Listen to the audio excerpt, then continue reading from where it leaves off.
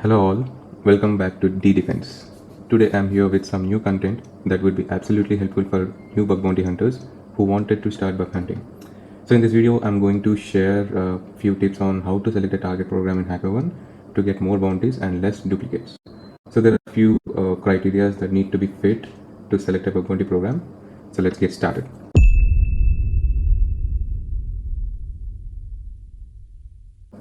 The first criteria is like past 90 days report submission stats. So you can look out for those stats at the opportunities page. So after you log into the HackerOne, this is the page it basically looks like.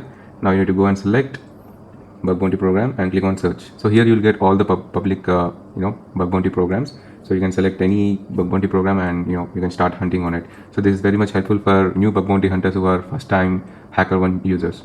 Okay, so here we can see the past 90 days report submission stats in any program you select. Let's take an example of Inspectorio. So let's open this program page.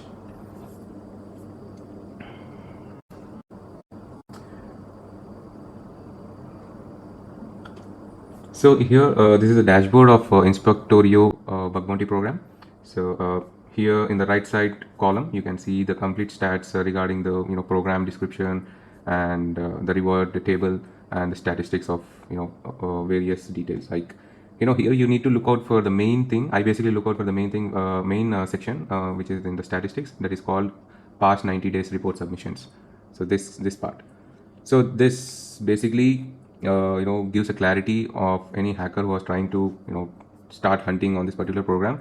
He basically get to know how many submissions that have been submitted to this program from past 3 months. So there were 114 reports were submitted to this program. So my suggestion would be should not go to hunt this program initially, because there are 100% chances of you are getting duplicate of your submissions.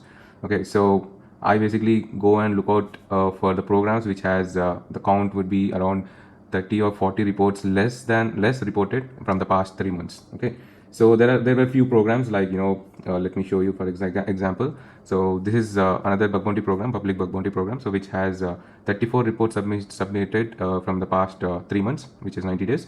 And there were no bounties paid, but there could be bounties paid, but it was not disclosed over here. But this is our important point that we need to keep in mind. So like the report submission should be either 30, less than 30 or less than 40. Only then you can select that particular program.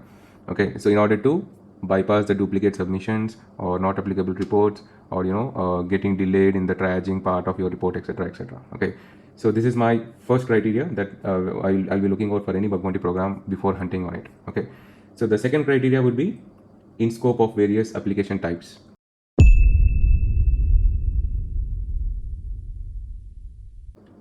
Okay, so let's give an example. So here in the bug bounty, in HackerOne itself, it clearly showcases you saying that okay, this particular program has domains and Android apps and iOS apps, etc., that are in scope, and this particular program has only domains. This particular program has only source code and domains.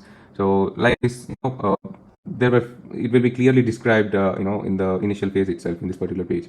So I basically go and pick a target which has multiple application types, like the program has the domain in scope, and the program has the Android applications in scope, and the program has APIs in scope, the program has iOS applications in scope, etc., etc.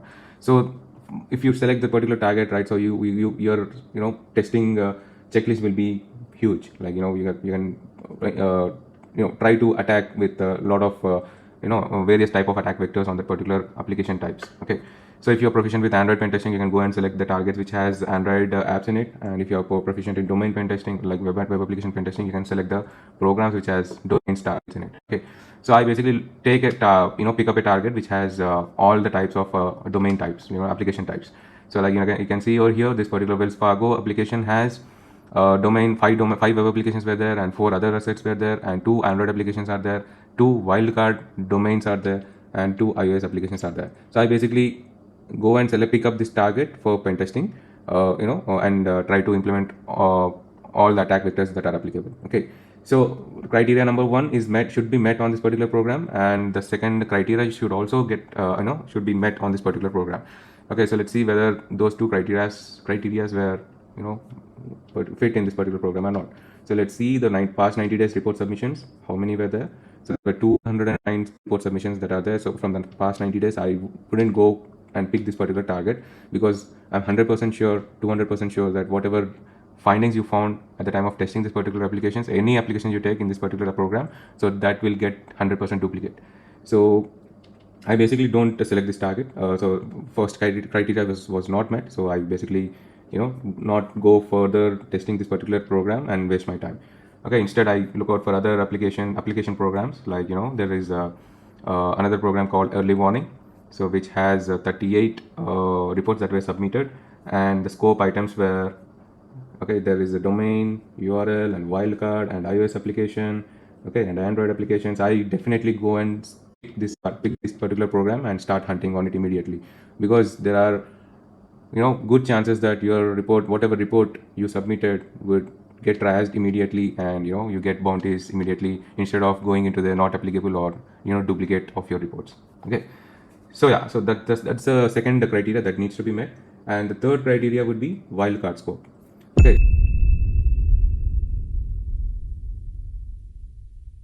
so I basically select the targets which has wildcard scope in it. Okay, let's go to the scope section over here, and let's see the scope of this particular application. It's out of scope. Okay, let's select another target. Okay, so you can see Dyson program has couple of wildcard scope domains in it, and also the wildcard TLDs also in it. Okay, so like as you can see, uh, a scope of it would be this. This is the wildcard scope of that particular Dyson.com, and there is a wildcard scope of TLDs also, like of this particular thing. Like either it of course it's out of scope, but you need to look out for the TLD TLD wildcards as well. So that will be your biggest advantage for you to find out the vulnerabilities, as much as vulnerabilities on that particular program, and get paid with the bounties from the particular program. Okay, that's the third criteria. And the fourth criteria would be based on the, I'll be selecting the target based on the stats of average time for response, triage, and bounty.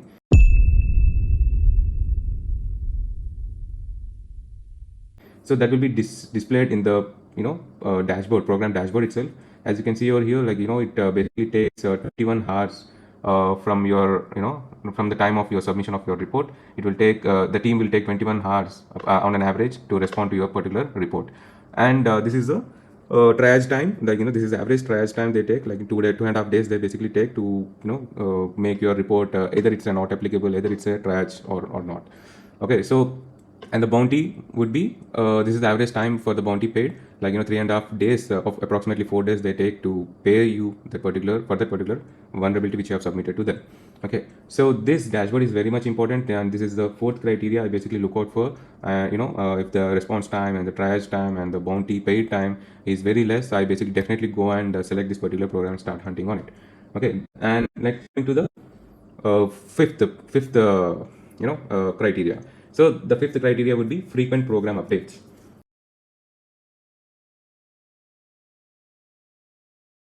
Okay, so here in this particular section, it has all the frequently updated program information and all.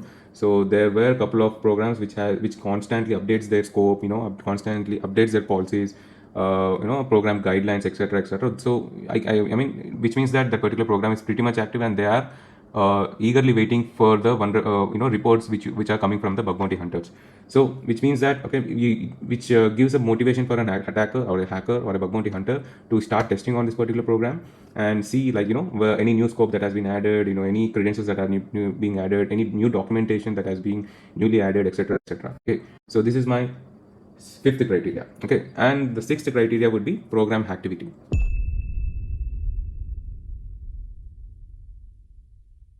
Okay, so any program you take, there is a section called activity, which means which means nothing that the activity of that of the particular program with bug bounty hunters. Okay, so a couple of bug bounty hunters who are already found vulnerabilities on this particular application, and they got already paid. Okay, so this particular bug bounty hunter got paid $250 2 days ago, and the particular report got resolved as well. Okay, and bounty, 10 days ago, this particular bug bounty hunter got paid with $100. So which gives, by going to this particular tab, right, so you basically get motivated to start hunting on this particular program, because they are pretty much active, and the bounties were paid very quickly, and within a short span of time. And you'll also get to know like who are the rest of the bug bounty hunters who have already submitted report and already got paid, and their reports were already got resolved. So this is how you can basically get into the see the complete activity of that particular program, and you can select this particular program and start hunting on it. Okay, so all these 6 criteria need to be fit, only then start hunting on that particular program. Okay, so instead of selecting a program which has hundreds and hundreds of reports that were submitted from the past 90 days, and you try burn your time hours and hours and days on hunting on the particular program, and finally your reports will get duplicated or not applicable. So that's completely waste of time, and you will be completely disappointed. So instead of that, have a proper checklist and proper criteria, and follow these 6 criteria and start hunting. Select a program and start hunting on it. So I hope this video and this particular kind of approach is pretty much helpful for you guys. So if you like this video, please like and share. And if I miss any kind of criteria or any kind of details that needs to be mentioned in this video, so please mention it in the comments. I make sure to add it and make another video with those points as well. Okay, thanks everyone. Thanks for watching the video. Please make sure to subscribe. Thanks guys.